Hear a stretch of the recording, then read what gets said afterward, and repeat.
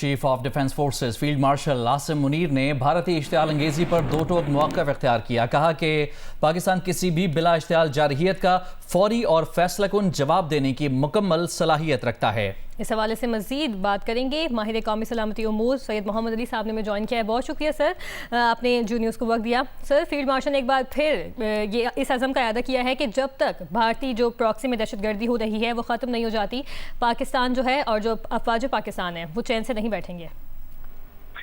جی بالکل، آپ دیکھیں، بلکہ اس چیف آف ڈیفنس فورسز کے بیان کو آپ لنک کر کے دیکھیں. چند دن قبل جو بھارتی آرمی چیف نے کہا تھا کہ ہمیں آپریشن سندور سے آگے کی سوچنی چاہیے، اس کا کیا مطلب ہے؟ اس کا مطلب اس بات کا اعتراف بھارتی فوجی قیادت کر رہی ہے کہ ان کا آپریشن سندور مکمل طور پہ ناکام ہوا تھا اور وہ اس کے مقاصد حاصل نہیں کر سکے تھے، اور اس کے لیے وہ اپنی عوام اور اپنی سیاسی قیادت اور دنیا کے سامنے شرمندہ ہیں، اور ان کی کمانڈ میں اور ان کی سول ملٹری ریلیشن شپ کے ڈیسیجن میکنگ میں بھی فقدان تھا، اسٹریٹجک کلیئرٹی بھی نہیں تھی، ایک بہت ارسپانسبل ایکشن تھا. اور پھر آپ جانتی ہیں کہ وہ پہلگام کے ایک فالس فلیگ کے جھوٹے بیانیے کے اوپر مبنی تھا، جس کو پوری دنیا میں انہوں نے 80 ممالک میں پاکستان کو بدنام کرنے کی ناکام کوشش کی، لیکن پوری دنیا نے اس کو ایکسیپٹ نہیں کیا.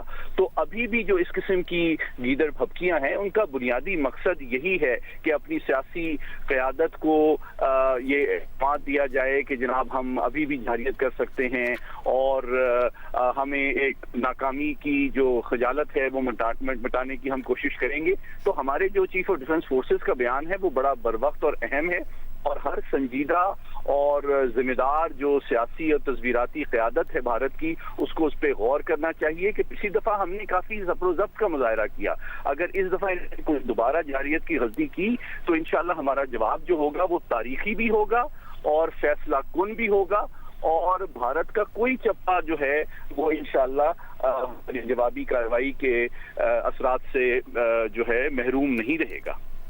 سید محمد علی صاحب، اگر دفاعی محاذ پر دیکھا جائے یا پھر سفارتی محاذ پر دیکھا جائے، دونوں ملکوں کا اگر موازنہ کیا جائے، پہلگام ایک فالس فلیگ آپریشن تھا، پوری دنیا اب اس کا اعتراف کر چکی ہے، کیونکہ سیز فائر کے بعد بھی پاکستان نے یہ آفر کی تھی کہ لیٹس انویسٹیگیٹ، لیکن اس کے باوجود 1 سال ہو چکا ہے، کوئی ادھر سے اس طرح کی انویسٹیگیشن سامنے نہیں آئی. لہٰذا یہ واضح ہو چکا ہے کہ وہ تو ایک فالس فلیگ آپریشن تھا. پھر اس کے بعد اس کا مقصد تھا پاکستان کی بدنامی کرنا، لیکن الٹا ہو گیا. پاکستان تو انٹرنیشنلی بہت ہی ایک پازیٹیو امیج کے ساتھ ابھر کر سامنے آیا. پھر سفارتی محاذ پر جو پاکستان کی کارکردگی رہی، تو دونوں طرف اگر دیکھا جائے تو اپنے اپنے ملک کے لیے جو کیلکولیشنز ہیں، کتنی غلطیاں ثابت ہوئیں بھارت کی جانب سے، جو کیلکولیشنز انہوں نے اپنے لیے کی، اور پاکستان نے جس طریقے سے بہت ہی ایک بہترین انداز سے ہر محاذ پر اپنے آپ کو ڈیل کیا ہے، دنیا کے سامنے اپنا تشخص اجاگر کیا ہے. کس طرح سے اسے اپریشیٹ کیا جانا چاہیے؟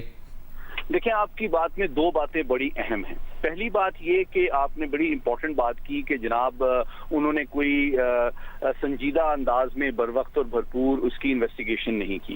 تو بھئی وہ کیوں کریں گے انویسٹیگیشن؟ کیونکہ پورا جو بیانیہ ہے وہ جھوٹ پر مبنی ہے، اور جھوٹے نیریٹو پہ کو گھڑ کے اپنے ہی شہریوں کو ہلاک کر کے ان کی ہلاکت کا کی ذمہ داری پاکستان اور مسلمانوں اور کشمیریوں پہ ڈالنے کی جو کوشش ہے، یہ تو بڑی پرانی ہے. آپ نے دیکھا کہ کس طرح سمجھوتا ایکسپریس میں بھی انہوں نے اسی طرح کیا، ممبئی اٹیکس میں بھی اسی طرح کیا، اور پھر یہ جو تجربہ اور بھارت جھوٹا بیانیہ گھڑنے کی بھارت کی ہے، یہ تو بہت طویل اور تاریخی ہے.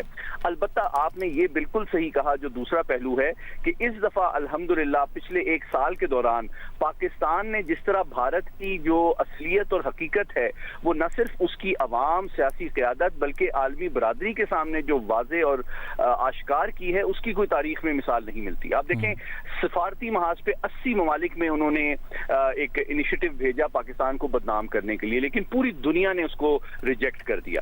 دوسری بات آپ دیکھیں کہ پاکستان نے کس طرح جواب دیا عالمی قانون کے عین مطابق رائٹ آف سیلف ڈیفنس کو استعمال کرتے ہوئے.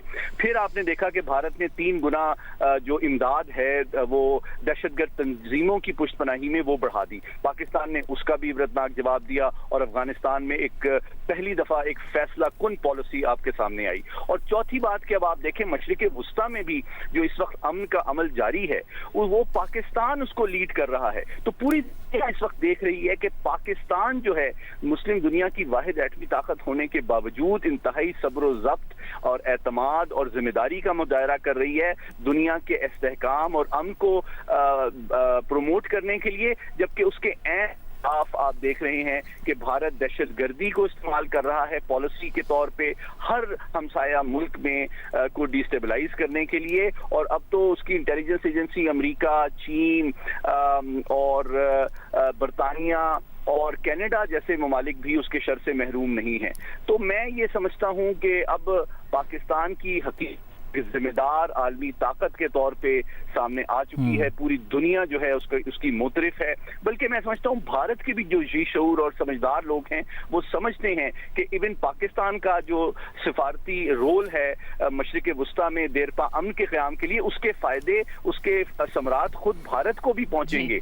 जबकि भारत जो है वो जिस तरह दहशतगर्दी और नफरत के बयानिए को प्रमोट करने की कोशिश कर रहा है, पूरी दुनिया को डिस्टेबलाइज करने की कोशिश कर रहा है, ये वो हकीकत है जो अब पूरे दुनिया के सामने हर गुजरते दिन के सामने बिल्कुल यही वो हकीकत है जो पूरी दुनिया के सामने आश्कार हो चुकी है। फील्ड मार्शल ने कहा है कि कौमी खुद मुख्तारी और सालमियत पर कोई समझौता नहीं किया जाएगा। इस हवाले से हमारे साथ गुफ्तगू कर रहे थे सैयद मोहम्मद अली, माहिर कौमी सलामती उमूर।